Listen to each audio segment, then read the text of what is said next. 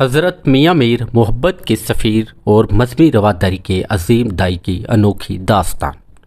السلام علیکم اور آداب دوستو، آج میں آپ کو ایک ایسے عظیم انسان کی کہانی سنانے جا رہا ہوں جس نے مذہبی تعصب کی دیوار گرا کر محبت کے پل بنائے۔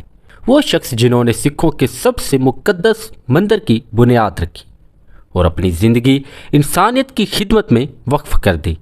کیا آپ جانتے ہیں کہ کون سا مسلمان صوفی بزرگ تھا جس نے امرتسر کے گولڈن ٹیمپل کی بنیاد کا پتھر رکھا؟ کون سا ولی تھا جسے مغل شہزادہ دارا شکوہ اپنا روحانی استاد مانتا تھا؟ جی ہاں، یہ کہانی ہے حضرت میاں میر قادری رحمۃ اللہ علیہ کی۔ شروع کرنے سے پہلے آپ سے گزارش کرتا ہوں کہ اس ویڈیو کو لائک کر دیں اور ہمارے چینل کو سبسکرائب کر لیں، کیونکہ آج جو کہانی سنیں گے وہ آپ کے دل میں محبت کا جذبہ بھر دے گی۔ اور کمنٹ میں ضرور بتائیں کہ صوفی بزرگوں میں سے کس کی زندگی کے بارے میں مزید جاننا چاہتے ہیں۔ تو چلیے شروع کرتے ہیں یہ عشق و محبت سے بھرپور سفر۔ آپ کی ولادت مبارک سیوستان میں ایک نور کا طلوع 5 صدیاں پہلے کی بات ہے، جب آج کے سندھ میں سیوستان کے علاقے میں ایک مبارک بچے نے آنکھ کھولی۔ یہ 11 اگست 1550 کا دن تھا جب اس دنیا میں ایک ایسا ولی پیدا ہوا جو آگے چل کر محبت اور اتحاد کی مثال بنے۔ آپ کی خاندانی شرافت۔ حضرت میاں میر کا اصل نام میر محمد قادری تھا۔ ان کا تعلق حضرت عمر فاروق کی اولاد سے تھا۔ یہ کوئی عام خاندان نہیں تھا بلکہ خلیفہ دوم کی بابرکت نسل تھی۔ بچپن ہی سے واضح تھا کہ یہ بچہ کچھ خاص ہے۔ جب دوسرے بچے کھیل میں مصروف ہوتے، چھوٹا میر محمد عبادت اور ذکر میں مگن رہتا۔ والدین نے انہیں قادریہ صوفی سلسلہ کی تعلیمات دیں۔ یہ وہ سلسلہ ہے جس کی بنیاد حضرت عبد القادر جیلانی نے رکھی تھی۔ چھوٹی عمر میں ہی قرآن پاک، حدیث شریف اور اسلامی علوم کی تعلیم شروع ہوئی۔ یادداشت اتنی تیز تھی کہ ایک بار سن کر سب کچھ محفوظ ہو جاتا۔ آپ کی جوانی کا دور علم اور روحانیت۔ جوان ہوتے ہوتے حضرت میر نے مختلف صوفی بزرگوں سے فیض حاصل کیا۔ آپ کا قادریہ سلسلے میں بیعت ہونا، اپنے وقت کے مشہور قادری شیخ سے بیعت کی اور سلوک کی منازل طے کرنا شروع کی۔ جوانی میں لاہور آئے اور یہیں مستقل سکونت اختیار کی۔ اس وقت لاہور مغل سلطنت کا اہم شہر تھا۔ لاہور میں دھرم پورہ کے علاقے میں رہائش اختیار کی جو آج بھی پاکستان میں موجود ہے۔ لاہور میں علماء اور صوفیہ کی مجالس میں شرکت کرتے۔ جلد ہی ان کا علم اور تقوی مشہور ہو گیا۔ آپ کے صوفی مرشد کا کردار۔ جیسے جیسے میاں میر کا فیض پھیلا، لوگ ان سے بیعت کرنے لگے۔ ہزاروں لوگ ان کے مرید بنے۔ دلچسپ بات یہ ہے کہ ان کے چاہنے والوں میں صرف مسلمان نہیں بلکہ ہندو، سکھ اور دیگر مذاہب کے لوگ بھی تھے۔ میاں میر کی زندگی انتہائی سادہ تھی، دنیاوی لالچ سے بالکل دور رہتے۔ ایک بار کسی وزیر سے کہا تھا کہ اس وقت پر افسوس ہے جب تمہارا خیال میرے دل میں آئے۔ دنیا دار، لالچی امیر اور خود غرض نوابوں سے بچتے تھے۔ ایسے لوگوں کو اپنے پاس آنے سے روکنے کے لیے اپنے مریدوں کو کہا تھا کہ انہیں نہ آنے دیں۔ جو واقعی اللہ کے طالب ہوتے ان سے بے پناہ محبت کرتے اور ان کی روحانی تربیت کرتے۔ آپ کی گرو ارجن دیو جی سے دوستی اور تاریخی اتحاد۔ 1588 میں ایک تاریخی واقعہ پیش آیا جب گرو ارجن دیو جی نے حضرت میاں میر کو امرتسر آنے کی دعوت دی۔ یہ دو عظیم روحوں کا ملاپ تھا۔ تاریخ کا سب سے عظیم واقعہ یہ ہے کہ گرو ارجن دیو جی نے حضرت میاں میر سے درخواست کی کہ وہ ہری مندر صاحب گولڈن ٹیمپل کی بنیاد کا پتھر رکھیں۔ یہ اسلامی تاریخ کا منفرد واقعہ ہے کہ ایک مسلمان صوفی نے دوسرے مذہب کے مقدس مقام کی بنیاد رکھی۔ یہ محبت اور رواداری کی عظیم مثال ہے۔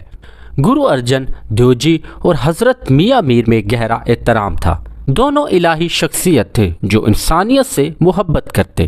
میاں میر کو گرو ارجن دیو جی کے بہت سے اشعار زبانی یاد تھے۔ یہ ان کی محبت کا ثبوت ہے۔ آپ کا مغل دربار سے تعلق۔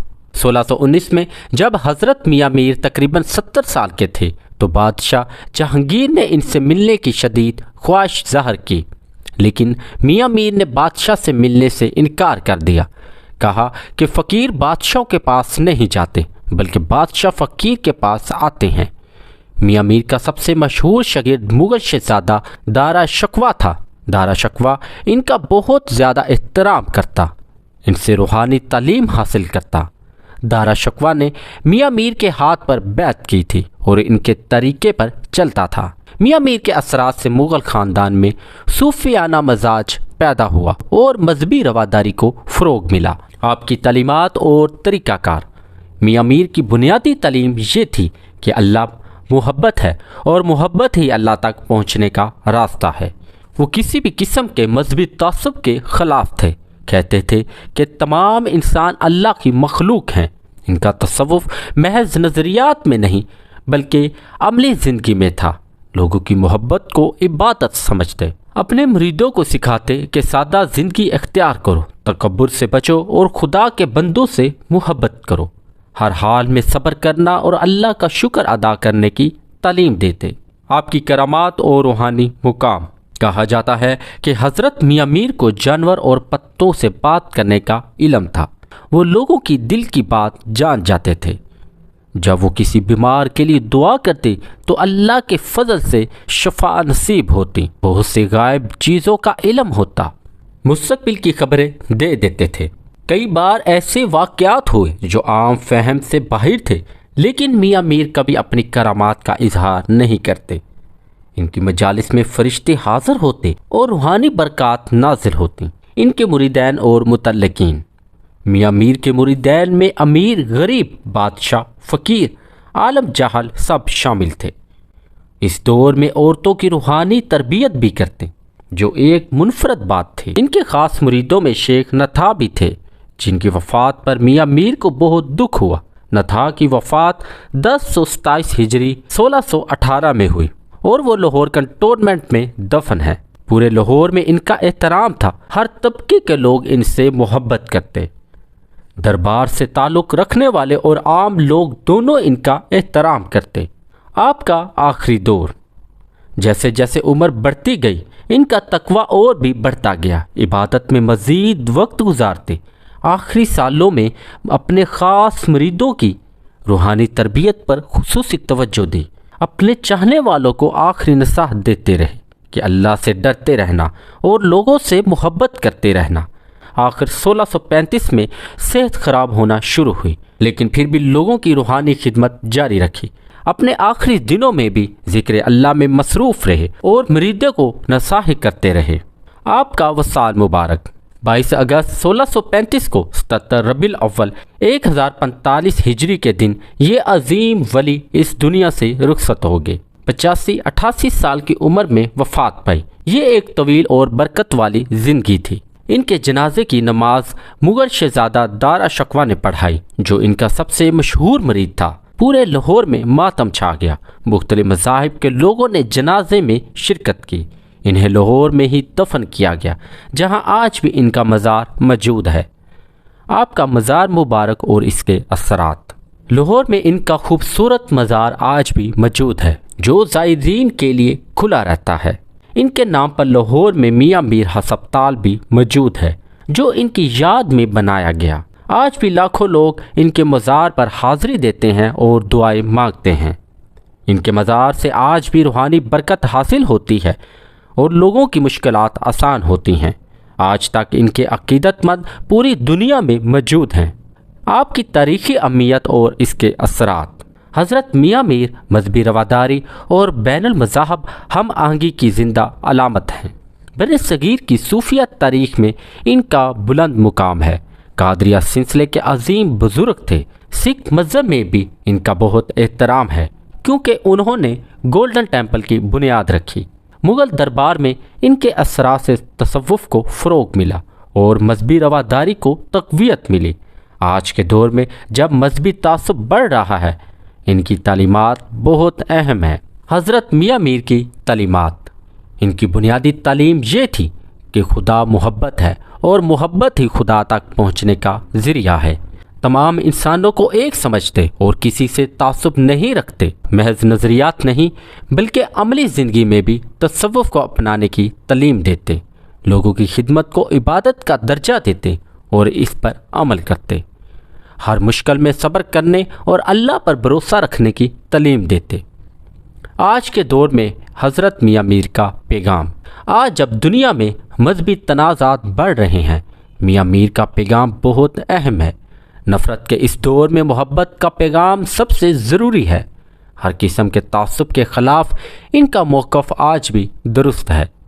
انسانیت کی خدمت کو سب سے بڑی عبادت سمجھنے کا درس آج بھی زندہ ہے۔ مادی ترقی کے ساتھ روحانی ترقی کی ضرورت پر زور دیتے۔ دوستو، یہ تھی حضرت میاں میر رحمۃ اللہ علیہ کی مبارک زندگی کی داستان، ایک ایسے عظیم صوفی بزرگ کی کہانی جس نے محبت، رواداری اور انسانیت کی خدمت کا بہترین نمونہ پیش کیا۔ ان کی زندگی سے ہمیں یہ سبق ملتا ہے کہ حقیقی مذہب محبت اور خدمت ہے، تعصب اور نفرت نہیں۔ جو شخص خدا سے محبت کرتا ہے اور خدا کی تمام مخلوق سے محبت کرتا ہے۔ اگر آپ کو یہ ویڈیو پسند آئی ہو تو لائک اور شیئر ضرور کریں اور کمنٹ میں بتائیں کہ حضرت میاں میر کی کون سی تعلیم آپ کو سب سے زیادہ متاثر کرتی ہے۔